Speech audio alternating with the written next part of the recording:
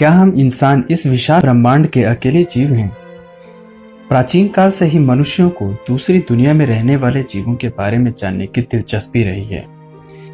दुनिया भर में करोड़ों लोगों का मानना है कि एलियंस धरती पर आते जाते रहते हैं। आज के दौर के सबसे महान वैज्ञानिक स्टीफन हॉकिंग की माने तो एलियंस हमसे कहीं ज्यादा उन्नत और विकसित हैं और उनकी टेक्नोलॉजी हमसे कई साल आगे की है। धरती पर कई ऐसी विचित्र और रहस्यमय चीजें मौजूद हैं जिसे देखकर लगता है ये नॉन ह्यूमन इंटेलिजेंस द्वारा ही बनाया जा सकता है, और इन्हीं रहस्यमय चीजों को हम एलियंस यानी परग्रहियों से जोड़ते हैं। नासा के वैज्ञानिक और 1971 अपोलो 14 के एस्ट्रोनॉट मिस्टर मिशेल ने भी कहा है, yes there have been crashed craft and bodies recovered, we are not alone in the universe, they have been coming here for a long time. जिसका मतलब है हाँ, यहाँ यूएफओ दुर्घटनाग्रस्त हुए हैं और एलियन शव बरामद किए गए हैं। हम ब्रह्मांड में अकेले नहीं हैं, वो लंबे समय से यहाँ आ रहे हैं। तो आइए ऐसे ही कुछ विचित्र और रहस्यमय चीजों के बारे में जानने और समझने की कोशिश। नास्का लाइन्स साउथ अमेरिका में पेरू के नास्का डेजर्ट में मौजूद नास्का लाइन्स को दुनिया के सबसे बड़े अनसुलझे रहस्यों में माना जाता है। ये लाइन्स परफेक्ट ज्योमेट्रिकल लाइन्स हैं। इस रेगिस्तान में ऐसी 800 विशालकाय आकृतियां और लाइन्स मौजूद हैं। ये आकृतियां और लाइन्स इतनी विशालकाय हैं कि इन्हें सिर्फ आसमान से ही देखा जा सकता है। इनमें कुछ आकृतियां जानवर, मछली, पक्षी और इंसान जैसी आकृतियों की है। इनमें सबसे बड़ी आकृति 1200 फीट लंबी है और सबसे लंबी लाइन 14.5 किलोमीटर की है। जर्मनी से यूनिवर्सिटी ऑफ ड्रेसडेन के कुछ वैज्ञानिकों ने यहाँ की सतह पर शोध किया। उनकी शोध के दौरान यहाँ की मैग्नेटिक फील्ड को नापा गया, जो किसी किसी रेखाओं पर बदलते हुए नजर आया। यहाँ की जमीन और नास्का लाइन्स के इलेक्ट्रिसिटी कंडक्शन को भी नापा गया। नास्का लाइन्स की इलेक्ट्रिसिटी कंडक्शन वहाँ की सतह से 8000 गुना ज्यादा थी। और आश्चर्य की बात यह है कि वहाँ मैग्नेटिक फील्ड और इलेक्ट्रिसिटी कंडक्शन का कारण आज तक पता नहीं चला। हालांकि नास्का रेगिस्तान में भारी मात्रा में नाइट्रेट और मिनरल्स मौजूद हैं, जो ऊर्जा का अच्छा स्रोत है। नास्का लाइन्स को बिना किसी एडवांस टेक्नोलॉजी के इतना विशाल और इतना जटिल और सटीक कैसे बनाया गया, जिसे आसमान से ही देखा जा सकता है। कुछ विद्वान मानते हैं कि नास्का सभ्यता के लोगों के पास हवा में उड़ने वाला कोई उपकरण या एयरक्राफ्ट था, जिसमें बैठकर वो ये आकृतियां आसमान से देखते थे। लेकिन नास्का सभ्यता 300 ईसा पूर्व से लेकर 800 ईस्वी सदी तक ही रही, मगर उनके पास ऐसा कोई उपकरण या एयरक्राफ्ट हो, इसका प्रमाण आज तक नहीं मिला। तो अब सवाल ये उठता है कि अगर इंसान का ऐसा बना पाना संभव नहीं था, तो ये क्या किसी एक्स्ट्रा टेरेस्ट्रियल इंटेलिजेंस की देन है? ऐसा नहीं है कि ये विशालकाय आकृतियां सिर्फ ईसा पूर्व ही घटित होती रही हैं। यह आज के दौर में भी देखा जा सकता है, जिसे हम क्रॉप सर्कल कहते हैं।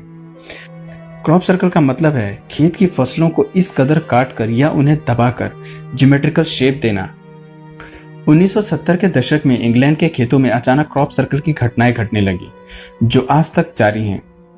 किसी भी किसान ने अपने खेतों में क्रॉप सर्कल को बनते टाइम नहीं देखा है, और न ही किसी ने उन्हें बनाने के लिए किसी किसान से अनुमति ली, क्योंकि सारे क्रॉप सर्कल्स रातों रात ही बन जाते हैं। ये सर्कल इतने बड़े होते हैं कि इन्हें देखने के लिए भी आसमान से ही देखा जा सकता है। ये आकृतियां सिर्फ एक रात में इतनी बेहतरीन ज्योमेट्रिकल शेप और इतनी बारीकी से बनाई गई हैं कि आज की टेक्नोलॉजी से भी ऐसा नहीं बनाया जा सकता। इस विषय में कई अफवाहें भी उड़ी हैं। कुछ वैज्ञानिक मानते हैं कि ये शेप्स नेचुरल एनर्जी द्वारा जमीन से निकलने पर बना होगा, तो कुछ वैज्ञानिक इसे एलियन से जोड़ते हैं। वैज्ञानिकों के साथ साथ दुनिया भर के लोगों ने भी क्रॉप सर्कल को एलियन द्वारा बनाए जाने पर मुहर लगाई। कुछ वैज्ञानिकों का मानना है कि एलियंस क्रॉप सर्कल के द्वारा हमें कोई संदेश देना चाहते हैं, जिसे हम समझ नहीं पा रहे हैं। 16 नवंबर 1974 को वैज्ञानिकों ने अंतरिक्ष में एक बाइनरी कोड द्वारा मैसेज छोड़ा था। इस बाइनरी मैसेज में हमारे सौर मंडल में पृथ्वी की लोकेशन, मानव की संरचना, डीएनए स्ट्रक्चर और कई जानकारियां मौजूद थीं। इस मैसेज को अर्सिवो मैसेज कहा गया, जो रेडियो वेव्स के द्वारा अंतरिक्ष में भेजी गई।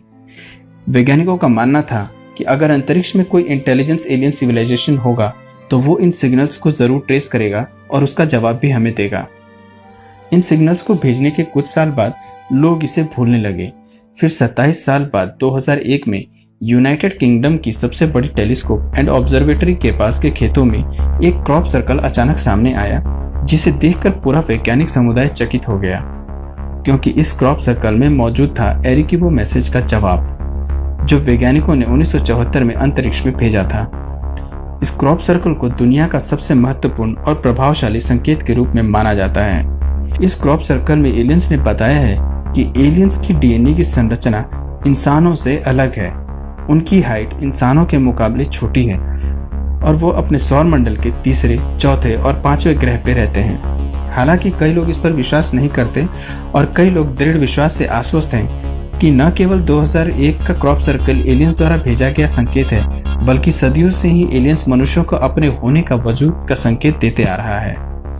बस जरूरत है तो उन संकेतों को समझने की। मेरा मानना है कि भविष्य में इंसान और एलियंस मिलकर हमारे आने वाले भविष्य को अद्भुत टेक्नोलॉजी और बेहतर कल दे पाएंगे। आप भी अपने विचार मुझे कमेंट करके जरूर बताएं। अगर ये वीडियो आपको पसंद आया तो लाइक, सब्सक्राइब और शेयर जरूर करें। मिलते हैं फिर किसी विचित्र घटना के ठोस सबूतों के साथ। तब तक के लिए नमस्कार and thanks for watching. Bye bye.